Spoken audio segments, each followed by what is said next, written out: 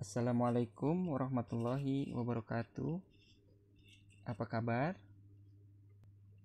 Semoga kalian dalam keadaan baik-baik saja untuk mengikuti pembelajaran kita pada materi kali ini.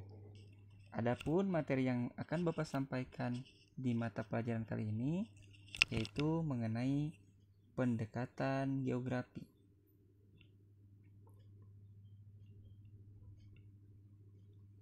Sebagian banyak dari kita pasti akan penasaran tentang materi yang kali ini akan kita bahas, yaitu apa itu pendekatan geografi. Langkah dan metodologi khusus untuk melakukan analisa dan memahami bermacam-macam gejala serta fenomena geosfer, terutama pada interaksi antara makhluk hidup terhadap lingkungannya. Itulah dari penjabaran pendekatan geografi tersebut. Adapun dari pendekatan geografi tersebut ada 3 metode atau pendekatan yang digunakan. Yang pertama, pendekatan spasial atau keruangan.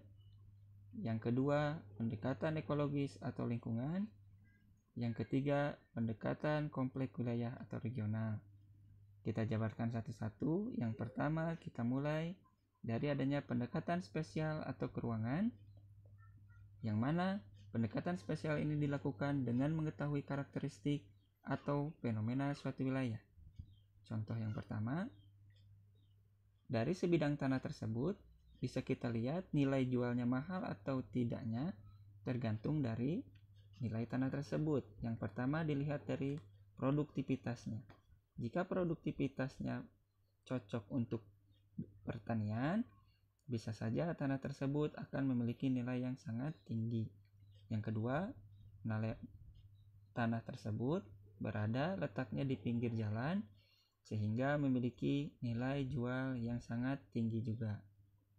Contoh kedua yaitu di sini berdasarkan analisis pendekatan topik bahwa kebakaran sebagai contoh di sini terjadi di Kalimantan adalah terjadi oleh faktor fenomena alam yang dinamakan dengan gejala El Nino. Terjadi kekeringan di daerah Kalimantan. Contoh ketiga yaitu dilihat dari analisis pendekatan aktivitas manusia, bahwa manusia dimanapun tempatnya akan beradaptasi dan menyesuaikan dengan kondisi ruang. Sebagai contoh, masyarakat pesisir pantai bermata pencaharian sebagai nelayan. Lanjut kepada pendekatan yang kedua yaitu pendekatan ekologis atau kelingkungan.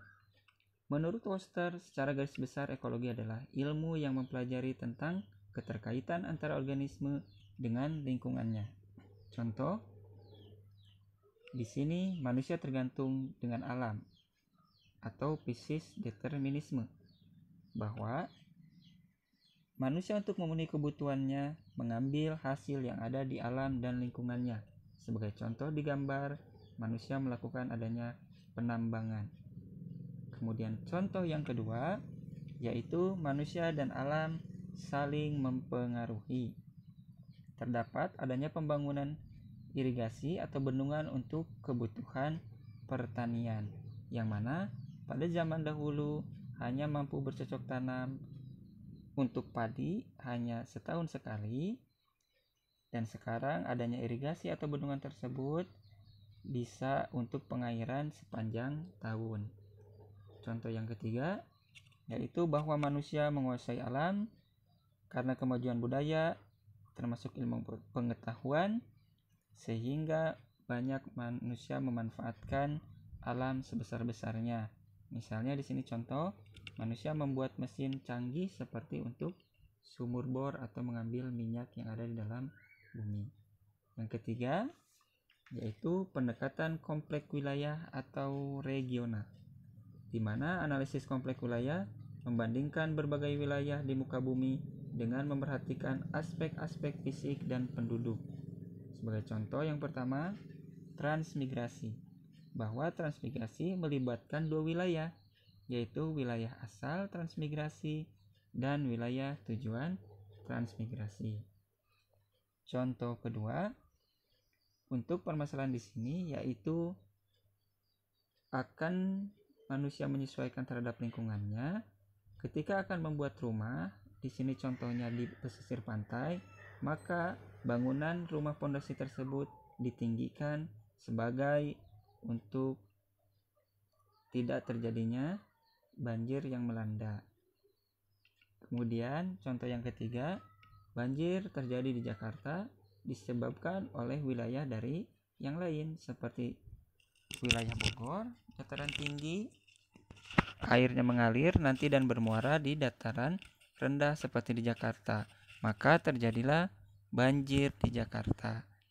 Nah, itulah tadi 3 pendekatan kompleks wilayah yang kita pelajari pada hari ini. Semoga kalian nanti bisa memerhatikan apa yang menjadi pembelajaran kita kali ini. Sekian dan terima kasih. Assalamualaikum warahmatullahi wabarakatuh.